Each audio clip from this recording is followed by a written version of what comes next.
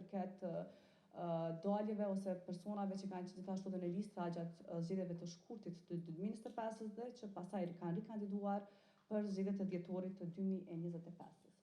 Tek zgjedhjet për kryetar komunet, të cilat janë mbajtur vitin e kaluar, në tetor të vitit 2025, nga 15 komuna, kryesisht kemi pas,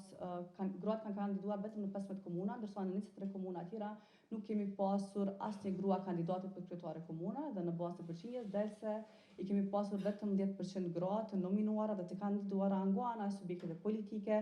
për të filluar garën për kryetare komuna. Dominimi i burrave në procesin e kandidimit e tregon një mundësi dhe një sfidë të vërtetë të promovimit të grave brenda subjektit politik dhe gjithashtu dhe nominimit të tyre. Ndërsa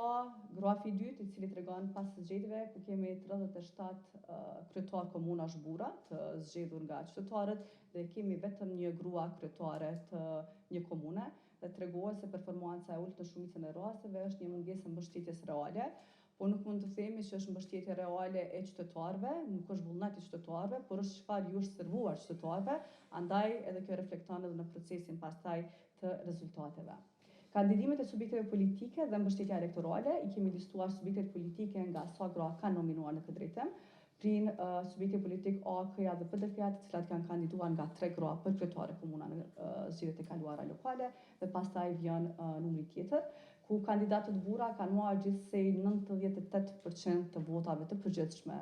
ose 820.000 vota, ndërsa gratë vetëm 16.000 vota, që i vjen rreth 2% të totalit të votave në bazë të rezultateve.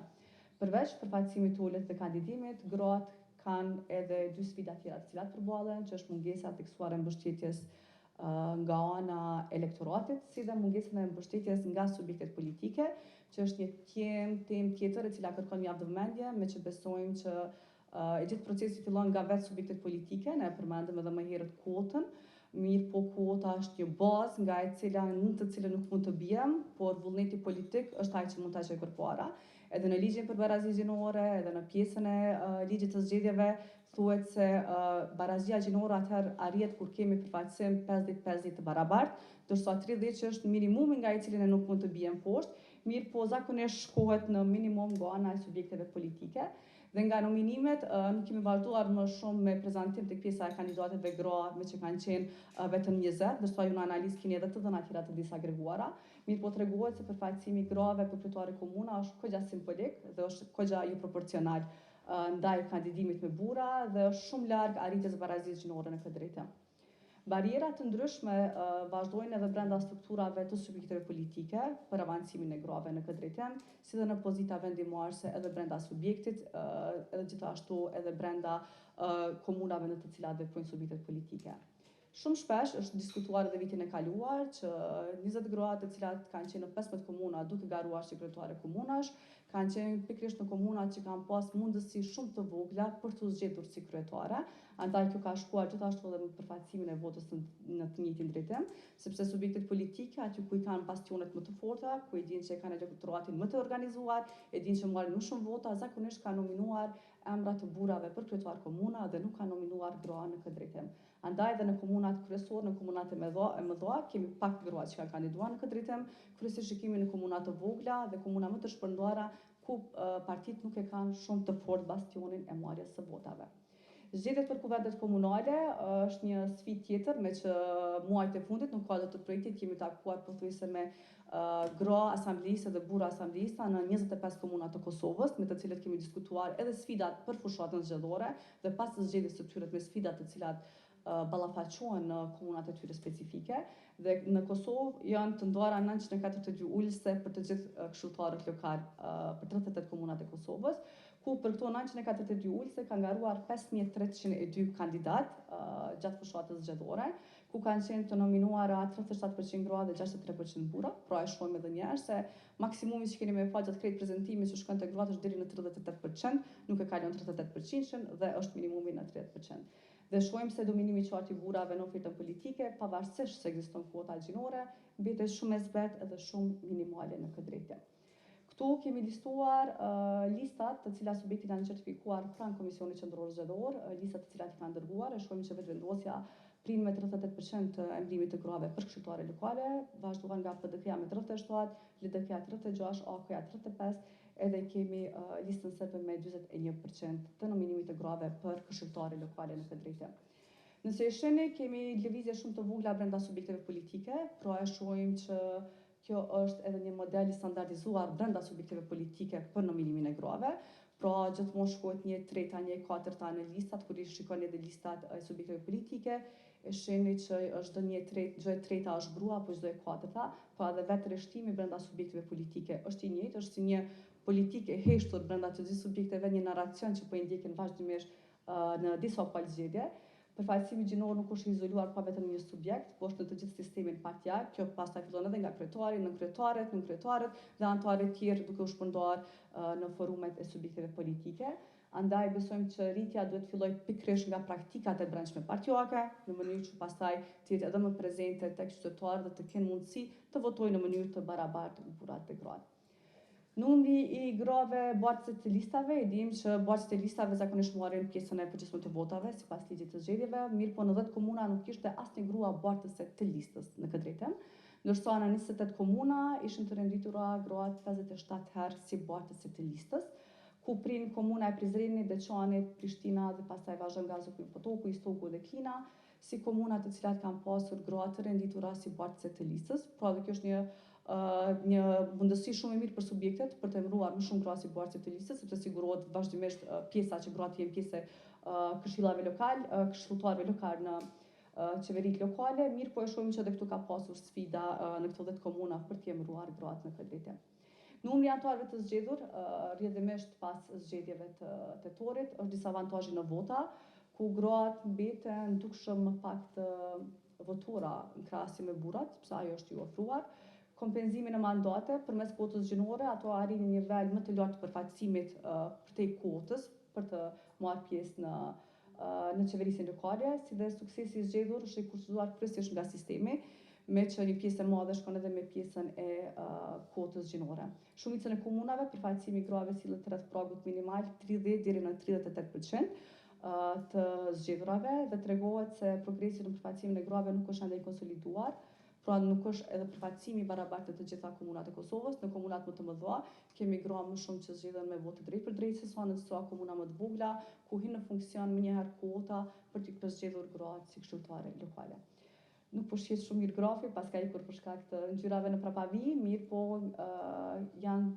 zgjedhur nga qytetarët nga vota drejt për drejt 338 gra, nga të cilat 184 kanë arritur mandat pa ndihmën e kvotës, pra i bie pothuajse gjysma kanë arritur të vetë zgjidhen në këto kryesisht komunat e mëdha, mirë po kemi edhe pjesën tjetër që është 154 gra që janë zgjedhur pa aplikimit të kvotës. Andaj besojmë që kvota është esenciale për të mbajtur ende për një kohë të gjatë për vendin tonë, në mënyrë që të sigurohet pothuajse një përfaqësim mjaft i mirë dhe mjaft solid në kuvendet tona, qoftë lokale, qoftë qendrore. Kvota gjinore nuk është ndruar ende një mekanizëm efektiv për një balancë, mirë po e ndihmon mjaft shumë gra që zgjidhen pa kvotë dhe gra që zgjidhen me kvotë të kemi të përfaqësim ta kalojmë të paktën 30%. Po kaloj në zgjedhje nacionale, përfshira e grave në zgjedhjet e parakohshme për kuvendin e Kosovës, siç e dini, vitin e kaluar kemi pasur në shkurt të 19 dhjetor 2 palë zgjedhje, kemi bërë edhe krahasime të pjesëmarrjes grave në lista zgjedhore,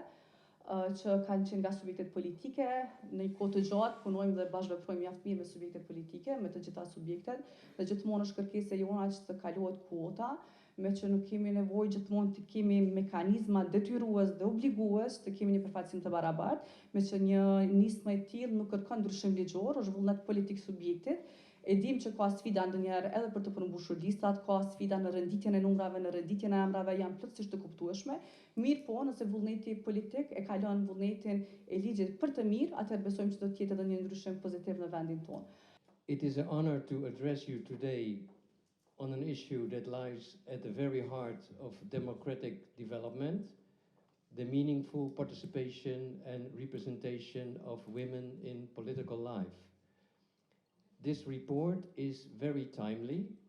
knowing that Kosovo is holding elections again soon, and I am also looking forward to the discussion by political party representatives present with us today.